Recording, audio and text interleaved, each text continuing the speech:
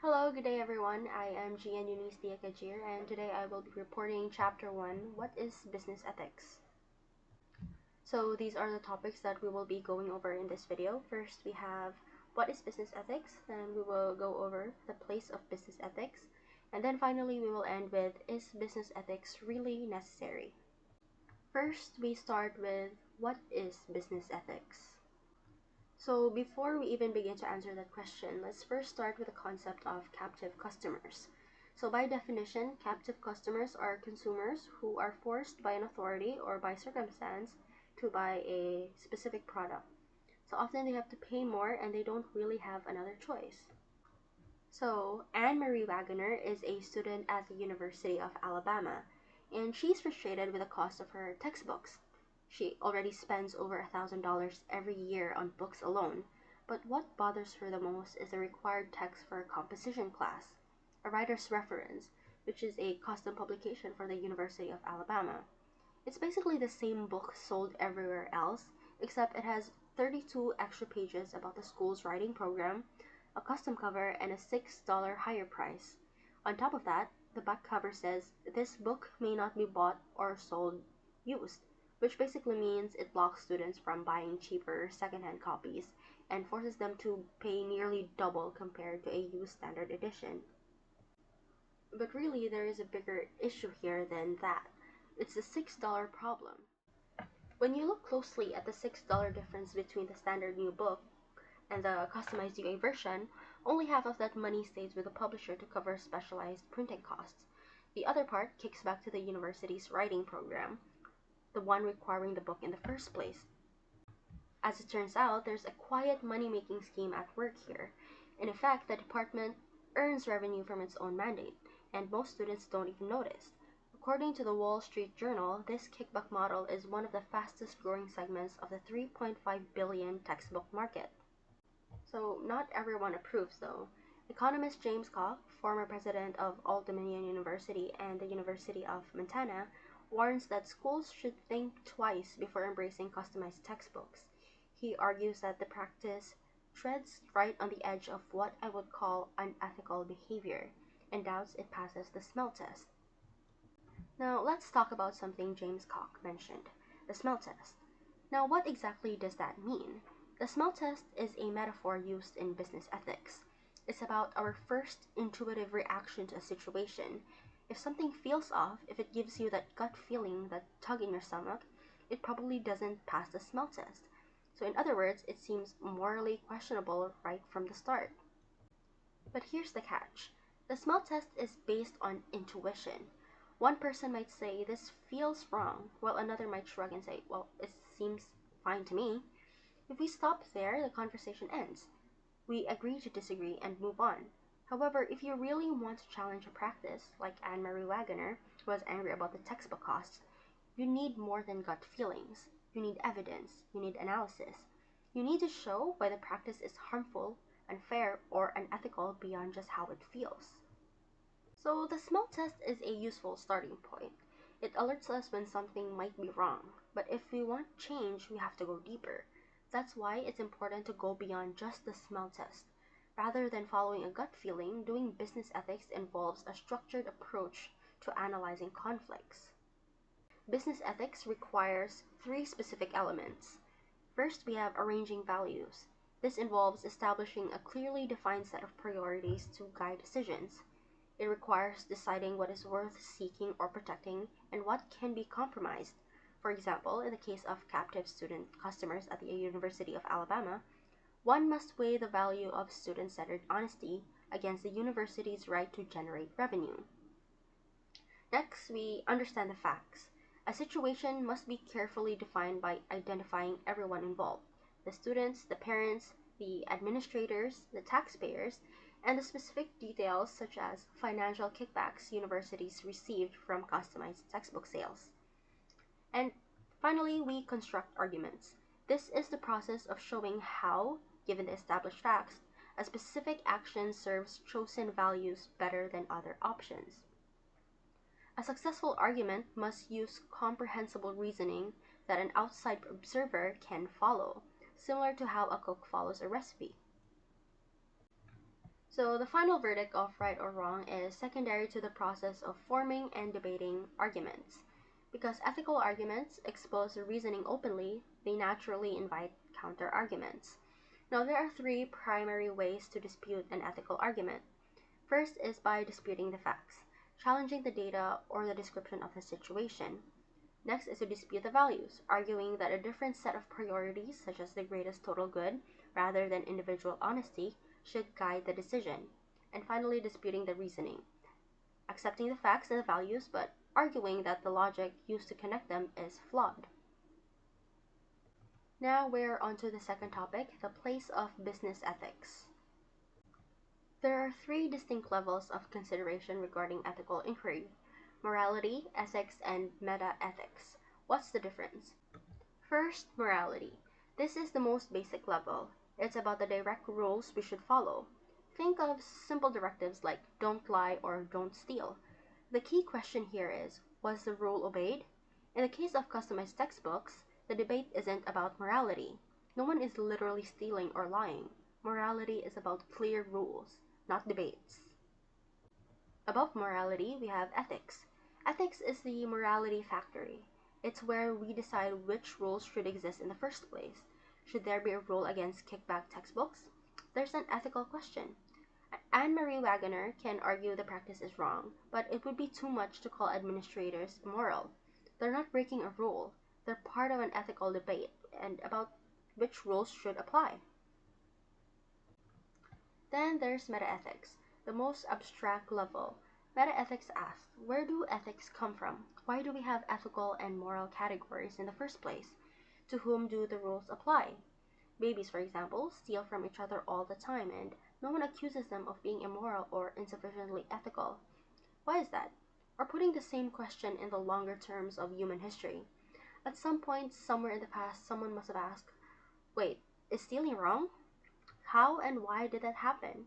These kinds of meta-ethical questions are finally studied in the philosophy departments.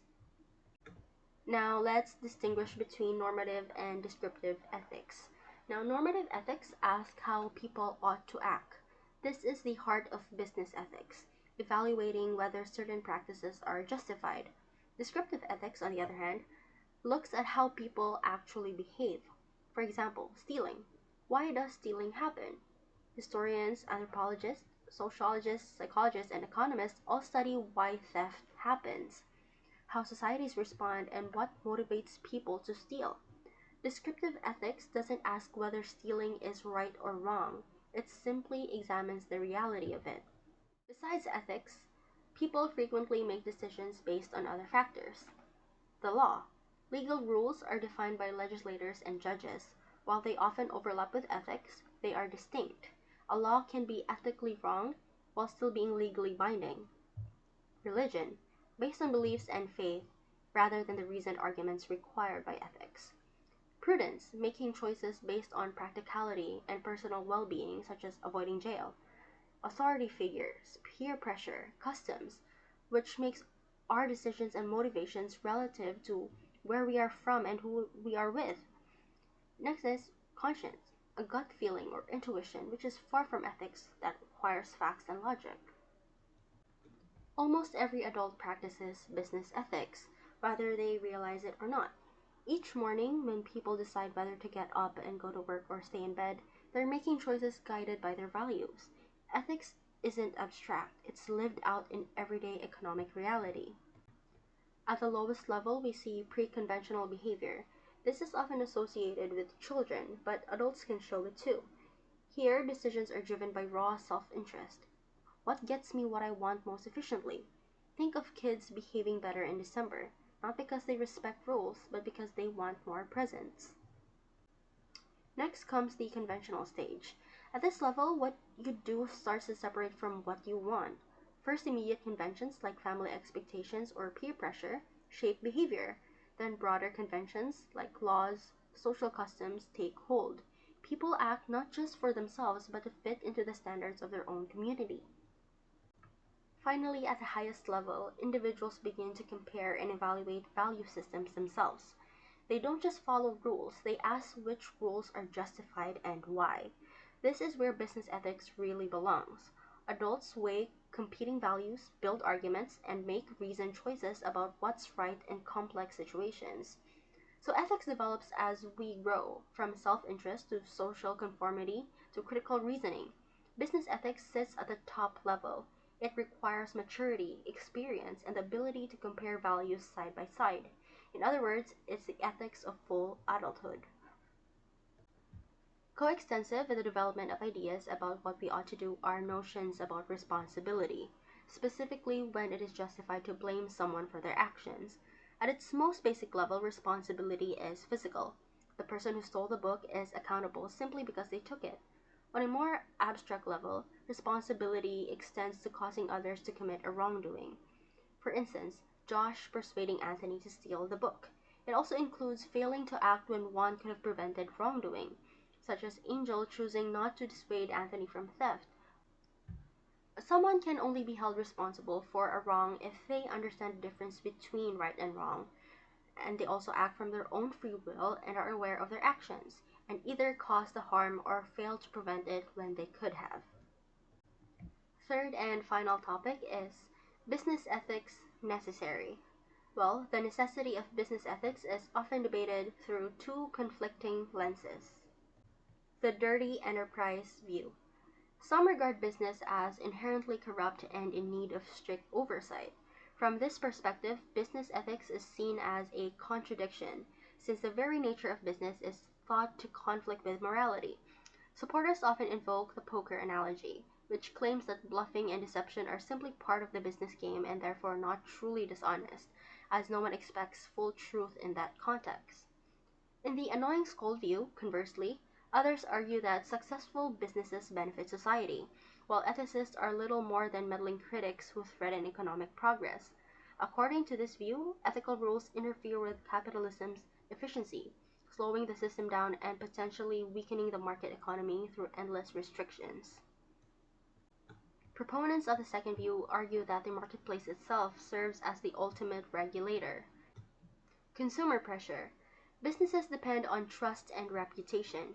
If a company lies, cheats, or mistreats customers, word will spread through reviews, social networks, or simply word of mouth. Over time, consumers withdraw their support, sales decline, and the company either reforms or fails. In this way, customers themselves act as watchdogs. Internal correction.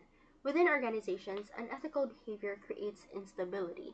Abusive managers drive away talented employees, therefore weakening the company's competitiveness. Dishonest workers may gain short-term advantages, but eventually they are exposed and removed. The internal dynamics of a business, the turnover, the accountability, and the performance serve as self-policing mechanisms. So the underlying claim here is that profit and survival in a competitive market require a baseline of ethical conduct. Companies that consistently exploit or deceive cannot thrive in the long run because the cost of lost trust, high turnover, and reputational damage outweigh any short-term gains. Why business ethics is inevitable. Even the belief that the free market should be left alone reflects an ethical position. It is essentially a form of egoism, grounded in the conviction that individuals pursuing their own interests will collectively resolve problems. Values are inescapable. Every action begins with a set of values.